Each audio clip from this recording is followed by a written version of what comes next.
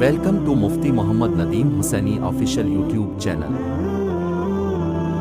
مفتی صاحب کے چینل کو سبسکرائب کریں تاکہ ہر آنے والی ویڈیو سے باخبر رہیں۔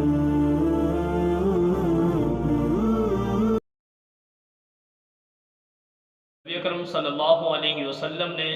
ہمیں دین اسلام مکمل دیا ہے، شریعت مکمل دی ہے، مذہب مکمل دیا ہے، کسی چیز کی کمی نہیں رہی۔ ٹھیک ہے، تو ہم مسلمان نبی علیہ الصلاۃ والسلام کی اطاعت میں صحابہ کے طرز پر صحابہ کی طرح زندگی کو اگر گزاریں گے، نبی علیہ الصلاۃ والسلام پر اعتماد کرتے ہوئے، صحابہ پر اعتماد کرتے ہوئے، انہی کے مشن کو انہی کے انداز میں اسی مقدار کے مطابق اگر کریں گے تو میرے دوستو ہم صحابہ کے ماننے والے بھی ہیں، صحابہ کے نقش قدم پر چلنے والے بھی ہیں، اور نبی صلی اللہ علیہ وسلم کے سچے غلام بھی ہیں۔ لیکن اگر ایک بندہ پیارے پیغمبر صلی اللہ علیہ وسلم کے طریقے کو چھوڑ کر اپنا مرضی کا طریقہ اختیار کر لے، یا نبی علیہ الصلاۃ والسلام سے صحابہ سے کوئی چیز ثابت نہ ہو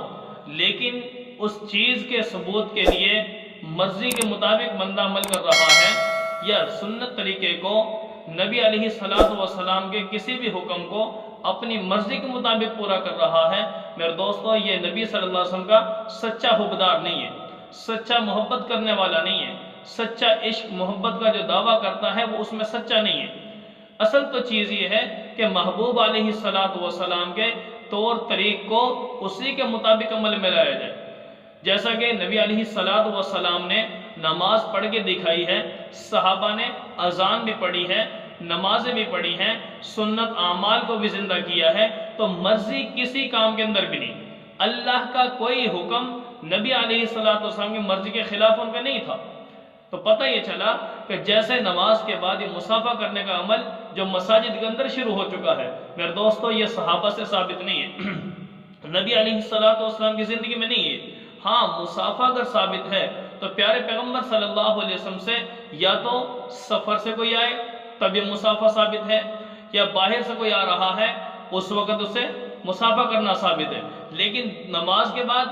نبی علیہ الصلاۃ والسلام کے صحابہ پانچوں نمازوں میں تمام کے تمام صحابہ جمع ہوتے تھے مسجد میں، لیکن یہ سنت عمل نہیں ہے، نہ کبھی صحابہ نے کیا نہ آپ صلی اللہ علیہ وسلم نے کیا۔ ہاں اگر کوئی مسافر آیا ہو، دور سے آیا ہو، نماز کے بعد اگر کسی نے نبی صلی اللہ علیہ وسلم سے مصافحہ کر لیا تو یہ ایک علیحدہ اور انفرادی عمل ہے جو آج کل مساجد کے اندر شروع ہو چکا ہے۔ مستقل مساجد کے اندر یہ کام ہو رہا ہے کہ بھئی نماز کے بعد امام سے بھی مصافحہ کیا جا رہا ہے اور مقتدی آپس میں مصافحہ کرتے جا رہے ہیں۔ میرے دوستو آنے والی نسل اس کام کو یہ سمجھے گی گویا یہ بھی نماز کا حصہ ہے۔ تو کوئی بھی ایسا کام جو کہ دین میں نہ ہو لیکن اس کو دین میں اس طور پر شامل کر لیا جائے کہ آنے والی نسل اس کو یہ گمان کرنے لگے کہ بھئی یہ تو نماز کا حصہ ہے، اور پھر کل کو یہی ہماری نسل نے کہنا ہے جب ان کو علماء پڑھ کے بتائیں گے، سکھائیں گے، سمجھائیں گے، بتائیں گے، یہی عوام علماء کے مقابل کھڑی ہو جائے گی۔ قرآن پاک کے اندر اللہ نے صاف فرمایا وَإِذَا قِيلَ لَهُمُ اتَّبِعُوا مَا أَنزَلَ اللَّهُ قَالُوا بَلْ نَتَّبِعُ مَا أَلْفَيْنَا عَلَيْهِ آبَانَا قَالُوا بَلْ نَتَّبِعُ مَا وَجَدْنَا عَلَيْهِ آبَانَا۔ جب ان سے کہا جاتا ہے کہ اس بات پر عمل کرو، قرآن پر عمل کرو، نبی کے فرمان پر عمل کرو، جو قرآن نے بتایا، حدیث نے بتایا، پیارے پیغمبر کے فرمان نے بتایا، صحابہ کے آثار نے بتایا، صحابہ کے طریقے نے بتایا، اس کام کو لو اور اپنے زندگی میں عمل میں لاؤ اس کو۔ تو آگے سے لوگ کیا کہہ دیتے ہیں کہ بھئی قالوا بل نتبع ما الفینا علیہ آبانا، نہیں بھئی نہیں، ہم اس بات پر نہیں چلیں گے بلکہ ہم تو اس پر چلیں گے جس کے اوپر ہم نے اپنے باپ دادا کو چلتے ہوئے دیکھا ہے۔ اب بتاؤ کتنا بڑا ظلم ہے یہ، شریعت کے ساتھ، قرآن کے ساتھ، پیغمبر کے فرمان کے ساتھ، صحابہ کے ساتھ عملے صورت میں بغاوت ہے گویا یہ۔ صحابہ نے کام نہیں کیا، وہ جرت صحابہ نہ کر سکے جو آج ہم مسلمان کر رہے ہیں۔ تو جب بھی کوئی مسئلہ درپیش ہوتا تو صحابہ اس کو دیکھتے ہمارے نبی کیسے کریں گے اس کو، گویا نبی علیہ الصلاۃ والسلام کے مرضی کے علاوہ کوئی کام جو نبی صلی اللہ علیہ وسلم کے سامنے ہوا ہو ایسا نہیں ہے۔ تو پتہ یہ چلا جو بھی کام کرنا ہے نماز کے فوراً بعد کا جو عمل یہ مصافحہ کا شروع ہو چکا ہے، اس کی کوئی اجازت نہیں ہے، شریعت میں اجازت نہیں دی جا سکتی۔ علامہ شامی رحمۃ اللہ علیہ نے فتاوی شامیہ کے اندر لکھا ہے کہ بھئی یہ بدعت ہے، صاف طور پہ لکھا ہے انہوں نے۔ رد المختار یہ احناف کی دارالفتاء کی معتبر ترین کتاب ہے، جس کو آج کل بہت زیادہ ترجیح اسی کو دی جا رہی ہے۔ اس کتاب کے اندر صاف طور پہ لکھا ہوا ہے علامہ شامی رحمہ اللہ نے کہ بھئی نماز کے بعد جو عادت بنتی جا رہی ہے اور اس سے لوگ اس کو سنت کا وہ گمان کرنے لگ جائیں گے تو یہ ناجائز ہے، بدعت ہے، اس کو چھوڑنا پڑے گا۔ اسی طرح نماز کے بعد مستقل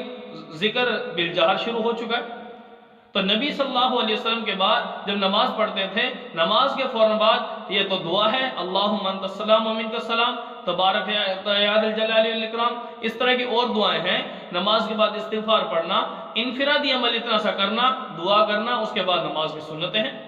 لیکن آج کل جو مستقل شروع ہو چکا ہے، ہم دیکھتے ہیں مساجد کے اندر نماز کے بعد یہ مطلب صلاۃ وغیرہ ہے اور ذکر بالجہر ہے، کلمے کا ذکر ہے، افضل الذکر جس کو کہا جا رہا ہے، مستقل اس کو مساجد کے اندر شروع کیا جا رہا ہے۔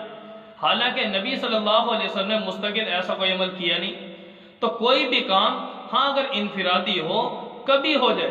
ایک دو دفعہ کرنے سے اس کو نہ سنت کہا جاتا ہے نہ سنت سمجھا جاتا ہے۔ تو میرے دوستو، ایک دو دفعہ کبھی کر بھی لیا گیا تو اس میں حرج نہیں، لیکن اس کو ایسے طور پر نماز کے ساتھ جوڑ دینا کہ جیسے وہ دین کا حصہ ہے، اور نہ کرنے والوں پر تنقید کرنا، نہ کرنے والوں کو ملامت کرنا، اگر یہ نظریہ بن چکا یا ایسا کوئی بھی کام جس کی وجہ سے مستقبل میں یہ کام ہونے والے ہوں، تو میرے دوستو یہ سراسر ظلم ہے دین کے ساتھ، دین کے اندر اضافہ ہے اور بدعت ہے۔ تو لہٰذا جو بھی کام کرنا ہے آسان سی بات ہے۔ نبی علیہ السلام نے صاف طور پر فرمایا علیکم بسنتی وسنت الخلفاء الراشدین المہدیین، پیارے پیغمبر صلی اللہ علیہ وسلم فرمایا اے میری امت، تم پر میرا طریقہ اور میرے صحابہ کا طریقہ لازم ہے۔ اور آگے اسی حدیث میں فرمایا عضو علیہا بالنواجذ، اس طریقے کو مضبوطی کے ساتھ ان داڑھوں سے پکڑ کے رکھو۔ کیوں؟ ایک ایک دانت سے کسی چیز کو پکڑنا، ایک ایک داڑھ سے کسی چیز کو پکڑنا، دانت سے اگر پکڑیں گے اس چیز کو کھینچنا آسان ہوگا، نکل آئے گی دانت سے، لیکن داڑھ سے پکڑ لیا جائے تو ایسی چیز عام طور پر ٹوٹنے کو ٹوٹ جائے گی لیکن چھوٹے گی نہیں داڑھ سے۔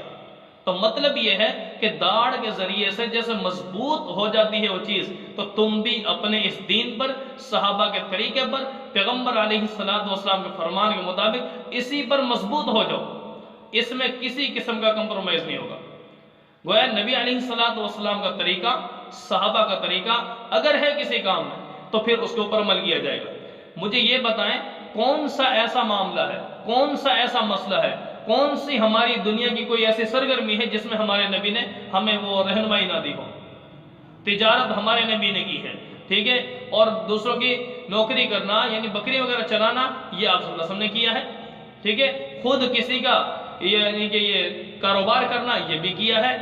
اور اس کے علاوہ نبی علیہ السلام نے اپنے بچپن کی زندگی گزاری ہے، اپنی بچپن کی اولاد جو یعنی اولاد کا بچپن ہے وہ بھی سنوار کے دکھایا ہے، اولاد کو جوان بھی کر کے بتایا، ٹھیک ہے، اولاد کی شادی بھی کر کے بتائی، وہ خوشی بھی کی ہے، غمی بھی کی ہے، وہ سارے کے سارے کام نبی علیہ السلام نے خود ہمیں کر کے بتائے ہیں، کاروبار کر کے بھی بتایا ہے، ایمانداری بھی کر کے بتائی ہے، سچ بول کے دکھایا، لوگوں کے ساتھ وفا کر کے بھی بتایا، اور لوگوں کے حقوق کی ادائیگی کر کے بھی بتایا۔ جب ہر معاملے میں، ہر چیز میں، ہر موضوع پہ پیغمبر علیہ السلام ہمیں رہنمائی کرتے ہوئے نظر آتے ہیں، تو ہمیں کیا ضرورت پڑی آج کہ جو ہم مزید اپنی مرضی کے مطابق دین میں اضافہ کرتے جائیں؟ تو میرے دوستو اس کی اجازت نہیں ہوگی، ٹھیک ہے، تو یہ غلط ہے۔ اصل چیز وہ ہے اللہ کا حکم، اللہ کا فریضہ، نبی کا طریقہ، نبی کا طرز، نبی کا طریقہ، صحابہ کا طرز، صحابہ کا طریقہ۔ نبی علیہ السلام صاحب اور فرمایا خیر القرون قرنی ثم الذین یلونہم ثم الذین یلونہم،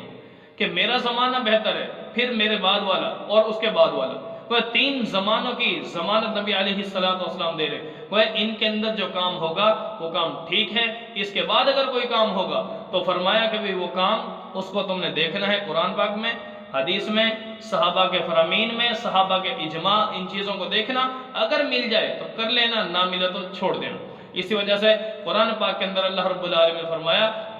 کہ 5ویں پارے کے اندر اگر کسی کام میں تمہارے اختلاف ہو جائے اس کی رہنمائی اگر لینی ہو تو سب سے پہلے اس کو پیش کرو کتاب اللہ پر،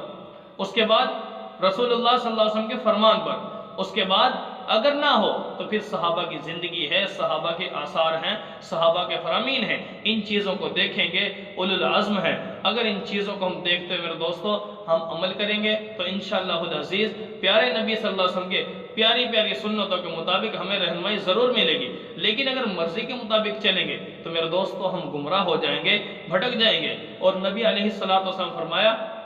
من احدث فی امرنا ھذا ما لیس منہ فہو رد، جس نے کوئی بھی ایسا مسئلہ اپنی مرضی کا اس دین اسلام میں داخل کر دیا جس کا دین میں تعلق نہیں تھا، دین سے اس کا کوئی تعلق نہیں ہے، تو گویا وہ رد کیا ہوا ہے، وہ چھوڑا ہوا ہے، اس کو عمل میں نہ لانا۔ تو لہٰذا نبی علیہ السلام کی ایک اور صاف حدیث میں آپ کے سامنے عرض کیے دیتا ہوں، پیارے پیغمبر علیہ السلام نے فرمایا کل قیامت کے دن وہ لوگ جو میرے دین کے اندر اضافہ کر دیتے ہیں، دین کو بڑھا دیا، گویا دین کے اندر مرضی کے مطابق کمی کر دی، بیشی کر دی، زیادہ کر دیا، تو پیارے پیغمبر علیہ السلام نے فرمایا کل قیامت کے دن ایسے لوگوں کو میرے حوض کا جام بھی نصیب نہ ہوگا۔ حتیٰ کہ میرے پیغمبر علیہ السلام نے فرمایا کہ جب ایسے لوگ آ رہے ہوں گے تو فرشتے ان کو پیچھے دھکیل رہے ہوں گے، دھکے مار رہے ہوں گے اور کہیں گے کہ اے اللہ کے محبوب صلی اللہ علیہ وسلم آپ کو معلوم نہیں یہ وہ لوگ ہیں جنہوں نے آپ کے جانے کے بعد آپ کے دین میں اضافہ کر دیا تھا۔ تو نبی علیہ السلام کو غصہ آئے گا، غضب ہوگا، اور پیغمبر علیہ السلام فرمائیں گے سحقن سحقن، دفع کرو ان کو، مجھ سے دفع کرو، دور کر دو ان کو۔ تو میرے دوستو کہیں ایسا نہ ہو کہ آج ہمارے ساتھ یہ معاملہ ہو رہا ہو۔ نبی علیہ السلام نے صاف طور پر جب منع فرما دیا تو میرے دوستو آج ہمیں بچنا ہوگا، ان چیزوں سے، دین کے اندر اضافے سے بچنا ہوگا، نبی علیہ السلام کے طریقے کے مطابق دین پر عمل کرنا ہوگا، اس سے انشاءاللہ کامیابی ہوگی۔